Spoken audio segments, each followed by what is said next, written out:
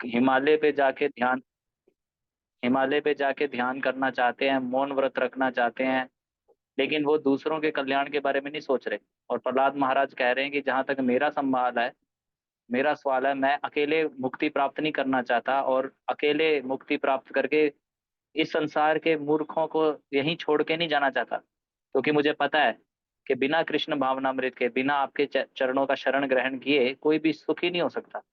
इसलिए प्रहलाद महाराज का हृदय यहाँ पे पता चल रहा है कि वो अपना केवल उद्धार नहीं चाहते, वो सभी जीवों के उद्धार चाहते हैं, क्योंकि वो जानते हैं कि यहाँ पे जो जीव फंसे हुए हैं, मूर्खतावश इधर इस संसार से आसक्त हुए पड़े हैं, जब तक भगवान के चरणों की शरण नहीं ले लेंगे तब तक सुखी नहीं हो सकते। तो हम आप सुनते हैं प्रभुपाद जी इस श्लोक से संबंधित हमें क्या शिक्षाएं दे रहे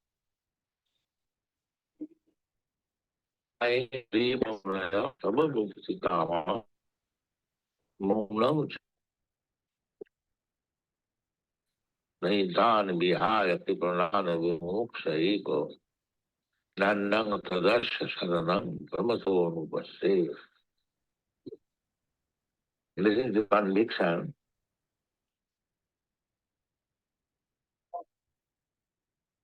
स्क्रीन नीचे करिए प्रभु। हरि बोल।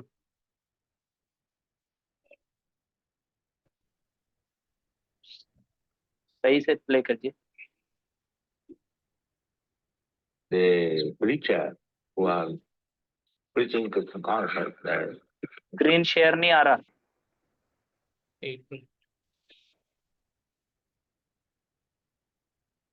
they must be convinced that without accepting Krishna consciousness, uh, nobody has any means of escaping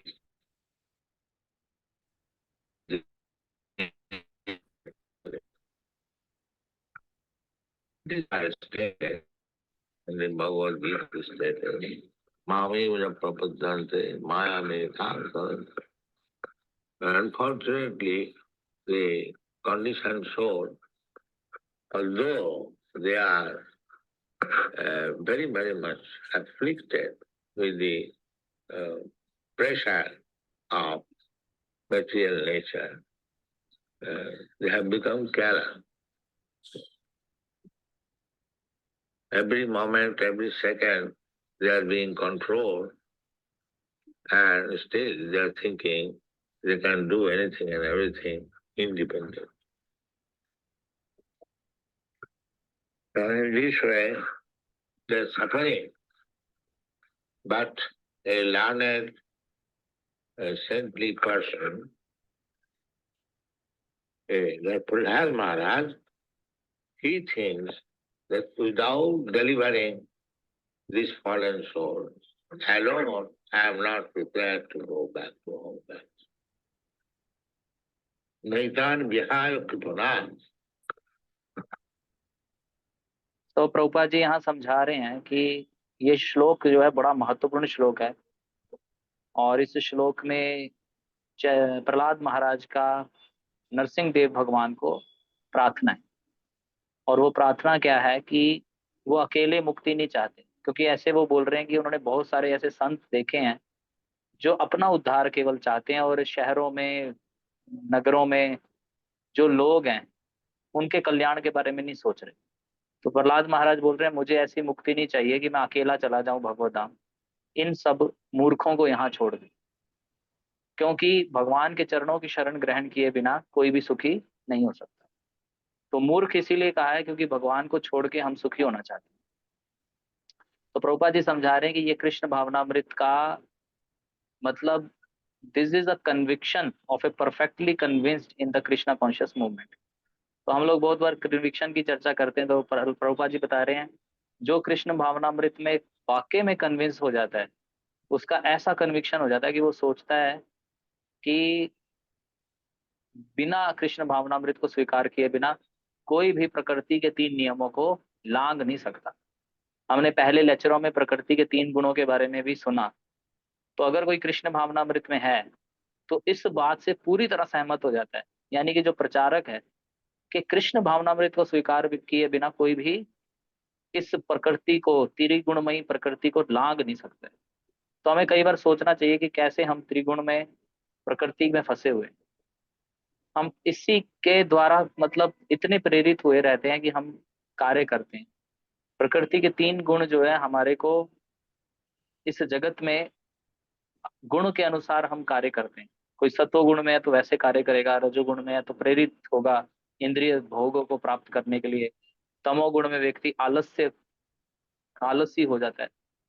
तो प्रकृति के तीन गुण हमें चला रहे हैं और हम इन गुणों को, रस्सी कहा जाता है, गुण मतलब रस्सी, जैसे कोई रस्सियों में बंधा हुआ है वैसी हमारी सिचुएशन है।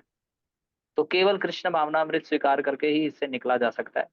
और भगवत गीता में भी भगवान बोलते हैं, माम एव य प्रपद्यन्ते माया में ताम तरंति थे। ये माया को पार करना कठिन है, लेकिन कोई मेरी शरण में आ जाए तो पार कर सकता है। लेकिन दुर्भाग्यवश ये संसार में जितने भी बद्ध जीव हैं, चाहे वो मतलब कई प्रकार के प्रेशर में, भौतिक प्रकृति के प्रेशर में बहुत सारी यातनाएं सह रहे हैं और अपने अपने कार्य में विफल हो जाते हैं। हर क्षण, हर सेकंड वो प्रकृति के द्वारा कंट्रोल्ड हैं, लेकिन फिर भी सोच रहे हैं कि हम कुछ भी स्वतंत्र रूप से कर सकते हैं। तो इस प्रकार से जब वह ये सोच रहे हैं कि हम कुछ भी कर सकते हैं, लेकिन बंधे हुए हैं, इस प्रकार से दुख भोग रहे हैं। लेकिन जो जानकार व्यक्ति होगा, संत होगा, यानी कि प्रहलाद महाराज जैसे, वो ये चीज सोच रहे हैं कि जब तक इन पतित जीवों का उद्धार नहीं हो जाता तब तक मैं भगवत धाम नहीं जाऊंगा। मतलब कितना बड़ा हृदय है, उदार हृदय है। तो आगे हम सुनते हैं प्रभुपाद जी क्या समझा रहे हैं। Pranad means misers. All these persons who are in this material world, they are hankering after material enjoyment, and they have no interest to understand the spiritual life. Such persons are called Kripura. Kripura.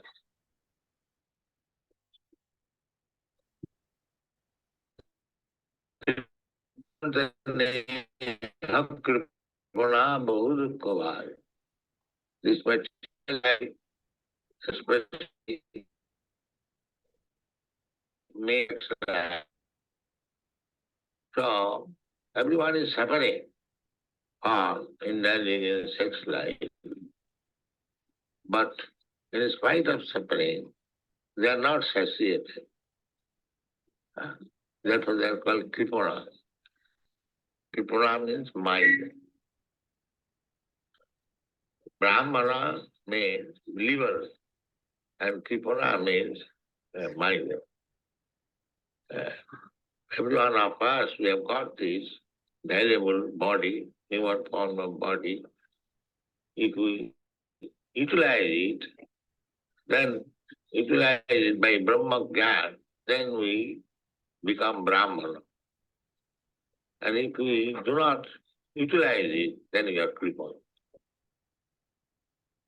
सो प्रभुपाद जी समझा रहे हैं कि यहाँ हमारे इस संसार में स्थिति क्या है कि हम प्रकृति के तीन गुणों द्वारा इतने बद्ध हो चुके हैं कि हम लोग मतलब प्रकृति के द्वारा नियंत्रित हैं, फिर भी सोच रहे हैं स्वतंत्र हैं। और इस सोच के कारण हम दुख भोग रहे हैं। लेकिन प्रहलाद महाराज जैसे संत लोग, वो इस बात को समझ गए और उनका कहना है कि हम अकेले भगवत धाम नहीं जाएंगे। हम इन सभी जीवों को जो इस संसार में प्रकृति की माया द्वारा बद्ध हैं, खुद को स्वतंत्र समझ के दुख भोग रहे हैं, उनको लेके जाएंगे। तो यहाँ पे दो चीजें हैं, प्रहलाद महाराज का हृदय बहुत विशाल है और बद्ध जीवों का हृदय बहुत संकुचित है, इसलिए उन्हें कृपण कहा गया। कृपण मतलब क्या होता है? कृपण मतलब कंजूस। तो क्यों कंजूस कहा जा रहा है? तो बता रहे हैं कि इस भौतिक जगत में लोग जो हैं भौतिक सुख के पीछे पागल हुए पड़े और उनको आध्यात्मिक ज्ञान में कोई लेने में रुचि नहीं है। ऐसे लोगों को कृपण बोलते हैं। यानी कि जो समझ नहीं पा रहे कि वो फंसे हुए हैं संसार में और उसका निकलने का तरीका केवल कृष्ण भावनामृत है। और जो कृष्ण भावनामृत को स्वीकार ना करके अपने अपने योजनाएं बना के इस संसार में सुख भोगने का प्रयास कर रहे हैं, और आध्यात्मिक चीजों को समझ नहीं रहे, ऐसे सभी लोगों को कृपण कहते हैं। भगवत गीता श्रीमद् भागवतम में श्लोक आता है, तृप्यंति नेह कृपण बहु दुख भाजा। प्रभुपाद जी कह रहे हैं कि भौतिक जगत में मेनली ये जो संभोग जीवन है यही भौतिक जीवन है। मतलब भौतिक जीवन में व्यक्ति को सेक्स एंजॉयमेंट उसमें लिप्त हो जाता है और उसको जो है दुख मिलता है, और दुख मिल रहा है फिर भी वो हट नहीं रहा। इसको बोलते कृपण, इसको बोलते कंजूस। यानी कि उसके पास फैसिलिटी है कि वो भगवान की शरण में जाके सुखी हो जाए, लेकिन वो भौतिक सुख के पीछे पड़ा हुआ है। इसको बोलते हैं कृपण। और ये कौन है? सारे जितने भी हम सब बद्ध जीव हैं कृपण है। उसके उल्टा होता है ब्राह्मण। ब्राह्मण का मतलब होता है उदार। कृपण का मतलब अगर कंजूस है तो ब्राह्मण का मतलब उदार है। तो हमें ये भौतिक शरीर मिला है, इसकी बहुत कीमत है। अगर हम इसे भगवान में लगाएंगे, ब्रह्म ज्ञान में लगाएंगे, तब हम ब्राह्मण हैं। और अगर हम इस मनुष्य शरीर का इस्तेमाल इंद्रिय तृप्ति में लगाएंगे तो हम कृपण हैं। ये प्रभुपाद जी समझा रहे हैं कि प्रहलाद महाराज पर का उदार विशाल हृदय है और हम सब जीवों का कृपण। So, let it say, Kripanan. Kripanan means these people, these conditioned souls, they are not endeavoring or liberation from this material. They are so callous, foolish, just like cats and dogs eating, sleeping and waking.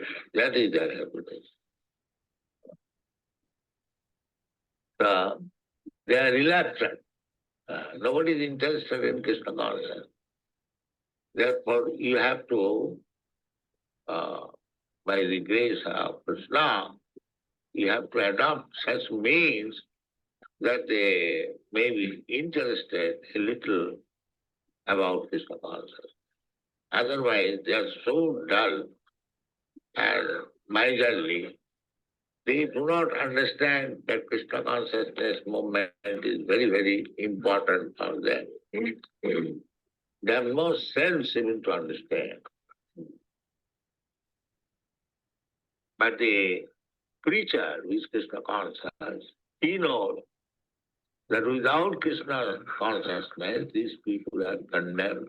They cannot be happy, they cannot be liberated. This will simply remain within this material world, accepting one body after another, and whichever material body we accept, it is meant for suffering.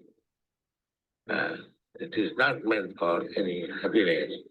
Titab Jantama. The three kinds of material miseries, Adhyatmic, Adibhautik, Adidaivic, he has to undergo. तो प्रभुपाद जी कृपण और ब्राह्मण के बारे में बता रहे हैं। इस संसार में भौतिक सुख के पीछे पड़े रहना और आध्यात्मिक चीजों की वैल्यू ना करना कृपण है। और उदार व्यक्ति इस शरीर को भगवान की सेवा में लगा देता है, वो ब्राह्मण। ऐसा प्रहलाद महाराज का जो मंतव्य है, जो भाव है, बहुत विशाल है, बहुत उदार है कि अकेले भगवत धाम नहीं जाना। समस्त जीवों को जो इस संसार में माया के जाल में ऐसे फंसे हुए हैं कि कंट्रोल्ड है माया द्वारा, लेकिन फिर भी खुद को स्वतंत्र समझ रहे हैं। या फिर प्रभुपाद जी बोल रहे हैं इंद्रिय तृप्ति में लिप्त रहते हैं, उधर दुख मिलता है फिर भी सोच रहे हैं कि सुख मिलेगा। ये कृपण है। तो कृपण का मतलब है वो बद्ध जीवात्माएं जो कि संसार में मुक्ति का प्रयास नहीं कर रहे, इतने मूर्ख हैं जैसे पशु, कुत्ते और बिल्लियों की तरह केवल खाने पीने और संभोग करने में लगे हुए हैं। और वो सोच रहे हैं कि यही सुख है ना। कोई भी कृष्ण भावनामृत में रुचि नहीं ले रहा, है ना। तो इसलिए प्रभुपाद जी हमें शिक्षा दे रहे हैं कि हमें थोड़ा बुद्धिमान बनना चाहिए और ऐसे जीवन को अपनाना चाहिए जिससे हम कृष्ण भावना भावित बन सके। अगर हम ऐसे ही मूर्ख बने रहेंगे और भगवान कृष्ण को या कृष्ण भावनामृत मूवमेंट को समझेंगे नहीं कि ये कितनी जरूरी है हमारे लिए, है ना। तो ऐसे लोग जो इंद्रिय तृप्ति में लगे हुए हैं, उनको कोई सेंस ही नहीं है, समझना ही नहीं चाहते। लेकिन जो प्रचारक होते हैं जो कृष्ण भावनामृत का प्रचार कर रहे हैं, वो ये बात जानते हैं कि अगर लोगों तक कृष्ण भावनामृत नहीं पहुंचेगा तो लोग कभी सुखी नहीं होंगे, कभी मुक्त नहीं होंगे, और वो इस संसार में फंसे रहेंगे, एक शरीर के बाद दूसरा शरीर प्राप्त करेंगे, और जैसा भी शरीर प्राप्त करेंगे मतलब दुख प्राप्त करेंगे। ऐसा नहीं है कि उनको कोई सुख मिलेगा, क्योंकि जैसे ही हम इस शरीर में आ जाते हैं तो 3 प्रकार के कलेश, आध्यात्मिक, आदि भौतिक और आदि दैविक, हमें भोगने पड़ते हैं। तो एक हो गए कृपण और एक हो गए ब्राह्मण, और उस ब्राह्मण को बोला गया प्रचारक। ब्राह्मण प्रचारक होता है, यानी कि प्रभुपाद जी इस प्रकार से बता रहे हैं, उसका हृदय विशाल होता है और वो समझता है कृष्ण भावनामृत के बिना लोगों तक का कोई उद्धार नहीं है, और वो लोगों तक कृष्ण भावनामृत पहुंचाने के लिए प्रयत्न करता है। वैसा व्यक्ति ब्राह्मण कहलाता है, जो दूसरों के कल्याणार्थ और अपने भी कल्याणार्थ, ऐसा नहीं कि दूसरों का कर रहे हैं अपना नहीं कर रहे, वो जानता है कि ये शरीर प्राप्त हुआ है मुझे तो भगवान की सेवा में लगना चाहिए, और दूसरों तक भी ये बात पहुंचाते हैं। और जो कृपण होते हैं वो कोई रुचि नहीं रखते कि हम लोगों को कृष्ण भावना भावित होना है, नहीं, उनका केवल एक ही ध्येय रहता है, खाओ पियो संभोग करो। जैसा आगे सुनते हैं प्रभुपाद जी क्या कहते हैं। Only the devotee, Krishna conscious devotee, he can deliver. He goes from town to town, village to village, house to house, to bring this message of Krishna and deliver it. Prahlad Maharaj is promising. Naitan vihaya kripanar vimuksha eka.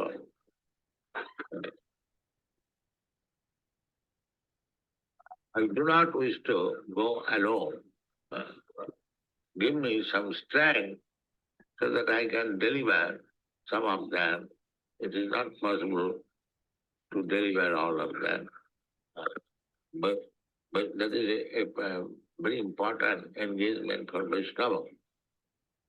Bhaktivinoda Thakur has written in his Chaitanya Likamrita, we can understand a Vaishnava very nicely when we see that he has converted so many conditioned souls into Vaishnava life. That is estimation of a Vaishnava. If I simply try for myself, I may be very advanced devotee. That is not very much appreciated by Krishna. Prayana Jiva Munaya Samu Muktitava. Everyone is interested. There are Gosthanandi and Bhajananandi. Bhajananandi is interested for his own welfare, or they think it that he is not competent enough to preach, that he does not go for preaching one. Samamuktakama, let me look after my own affairs, oil your own machine.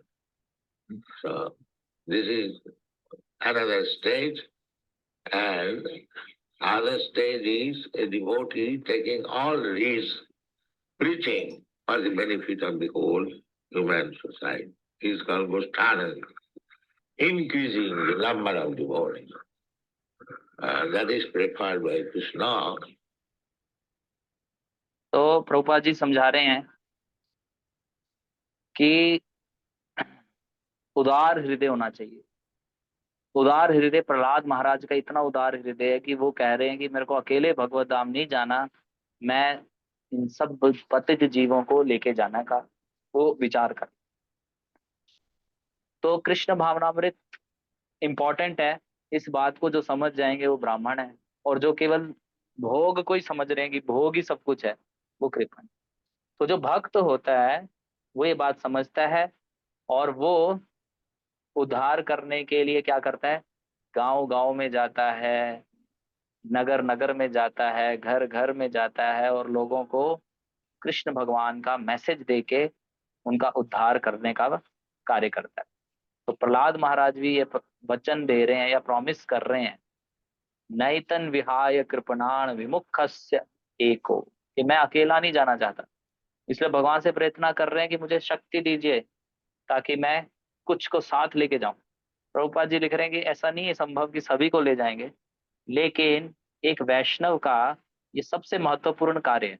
भक्ति विनोद ठाकुर लिखते हैं चैतन्य शिक्षामृत में कि कैसे समझें कोई बड़ा अच्छा वैष्णव है, तो जब समझ सकते हैं जब उसने बहुत सारे बद्ध जीवों को वैष्णव बना दिया। अगर कोई प्रचार करके किसी को वैष्णव जीवन प्रदान कर रहा है तो समझिए वो वैष्णव। तो ये वैष्णव कौन है कैसे समझा जा सकता है? अगर वो प्रचार करके दूसरों को वैष्णव बना रहा है। अगर वो केवल अपने आप को वैष्णव बना रहा है तो हो सकता है कि वो सोचे कि मैं तो बड़ा प्रगत भक्त हूँ, लेकिन ये कृष्ण इसको ज्यादा अप्रिशिएट नहीं करते। कृष्ण किसको अप्रिशिएट करते हैं? प्रायण देव मुनया स्व मुक्ति कामा। तो इसको बोला गया स्व मुक्ति कामा, कि मैं अपना बस देखूंगा। तो दो तरह के भक्त होते हैं, एक होता है गोष्ठी आनंदी और एक होता है भजनानंदी।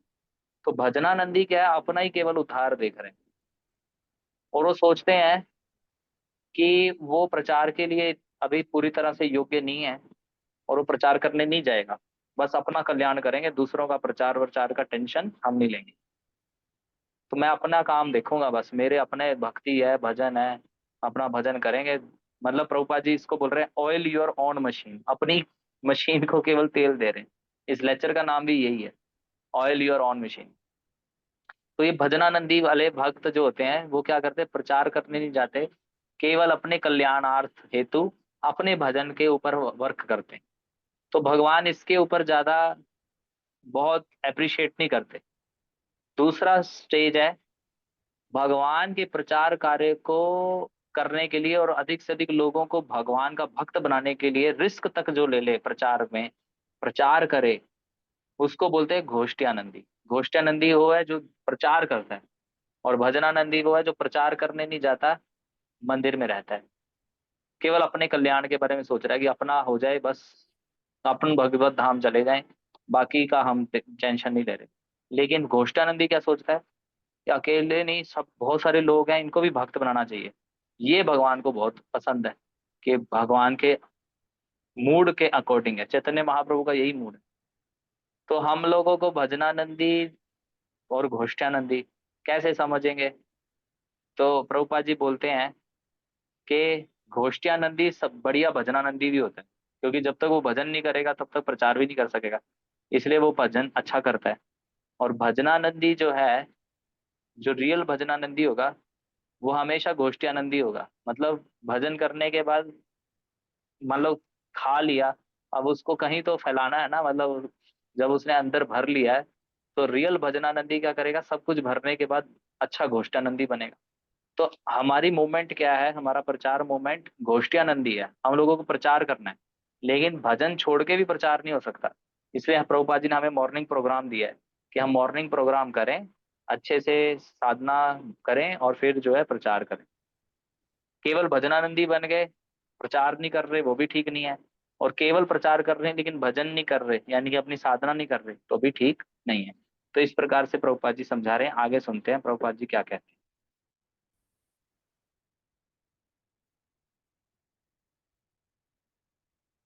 जैसा आगे बढ़िए। Anyone who is engaged in preaching this confidence and science of Bhagavad Gita, that's the smart manuseshu pastit may create someone. Nobody is dearer to me than he is. If you want very quickly recognition by Krishna, go on preaching Krishna consciousness. Even it is imperfectly done, but because you are sincere in your whatever capacity you have got, if you preach, then Krishna will be very much pleased. I have seen practically my Guru Maharaj days, there was a paper, Dainik, Nadia Prakash. It was being published daily, a piece of paper, just like I was publishing back to Ade. And if a small brahmachari would go to Navadvip and would sell a few copies, 1 paisa copy, and that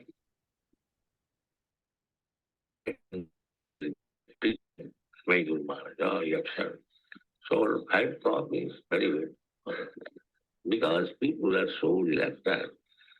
They are not at all interested in Krishna consciousness. Therefore, we become very much engaged when we see that some of our books and literatures are sold.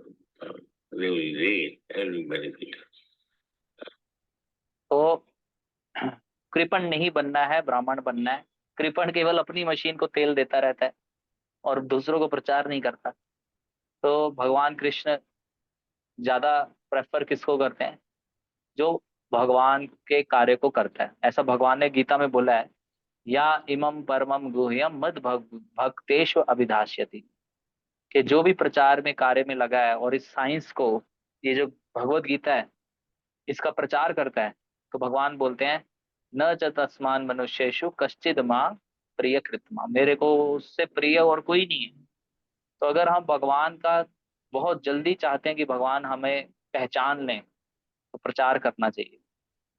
चाहे पूरी अच्छे से प्रचार नहीं भी कर पा रहे, लेकिन अगर हम अपने क्षमता के अनुसार पूरी ईमानदारी के साथ कार्य कर रहे हैं प्रचार का, तो कृष्ण बहुत प्रसन्न हो जाते हैं।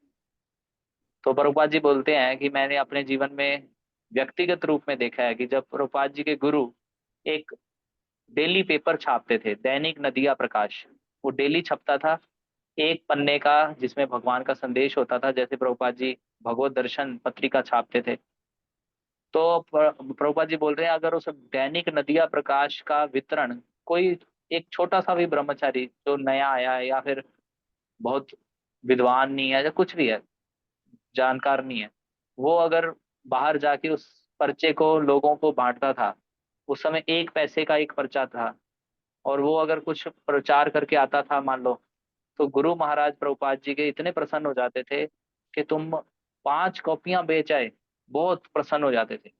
क्यों प्रसन्न होते थे? कि क्योंकि इस भौतिक जगत के लोग इतने पतित हैं कि उनको कृष्ण भावनामृत में कोई रुचि नहीं है। वो तो खुद आएंगे नहीं, वो तो मतलब और कार्यों में रुचि रखते हैं। और कोई भक्त जाकर उनको अगर पर्चा दे आया और उस व्यक्ति ने खरीद लिया, तो मतलब इतना प्रसन्नता होता था कि कहीं तो हमारा किताब जो है किसी जीव तक पहुंचा, वो पढ़ेगा, उसका लाभ हो जाएगा, इस बात की इतनी खुशी हो जाती। तो इसी तरह भगवान भी बड़े प्रसन्न हो जाते हैं जब वो देखते हैं कि उनका भक्त जो है भगवान के संदेश का प्रचार कर। तो आगे सुनते हैं प्रभुपाद जी के। So,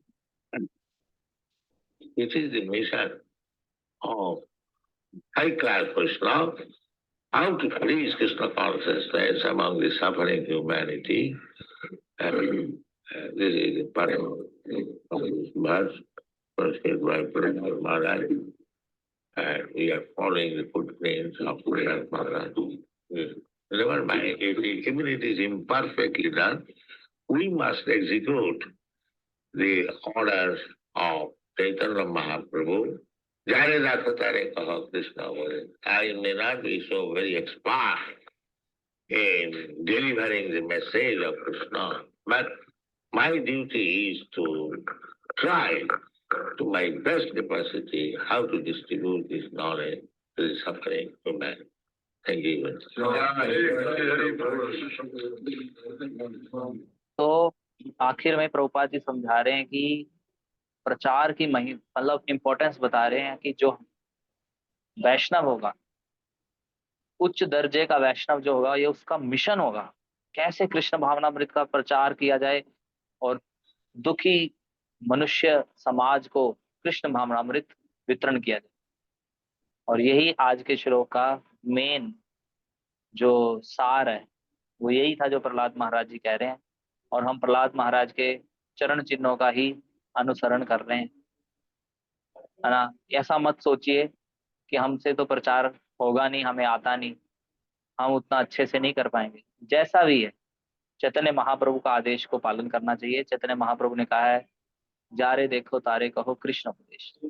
मैं बहुत एक्सपर्ट नहीं हूँ, लेकिन मैं फिर भी अपनी कर्तव्य को निभाऊंगा और जितना मेरे से क्षमता है इस ज्ञान को, महाप्रभु के भगवत गीता के भागवतम के ज्ञान को लोगों तक, जो दुखी हैं उन तक पहुंचाऊंगा। और ऐसा करने से हम भगवान के जल्दी पहचान में आ जाएंगे। और भगवान हमारे को बोल रहे हैं ऐसा भक्त उनको बहुत प्रिय है। तो इस प्रकार से हमें आज प्रचार की महिमा के बारे में पता चला। अभी हम यहाँ पे रुकते हैं। हरे कृष्णा। शिला प्रभुपाद की। किसी का कोई प्रश्न, टीका, टिप्पणी? मेरे ख्याल से आज का लेक्चर सुनने के बाद सबको कुछ ना कुछ किताब विताब लेके प्रचार करने निकलना चाहिए कम से कम। हर डेली नहीं तो कुछ प्लान करना चाहिए कि चलो 4-5 किताबें पकड़े। प्रभुपाद जी ने बोला है, एक भी कोई किसी भी प्रकार से कुछ कार्य करता है, वितरण करेगा, उसको भगवान का प्रिय बन जाएगा। तो आप लोग विचार करिए इसके ऊपर। किसी का कोई प्रश्न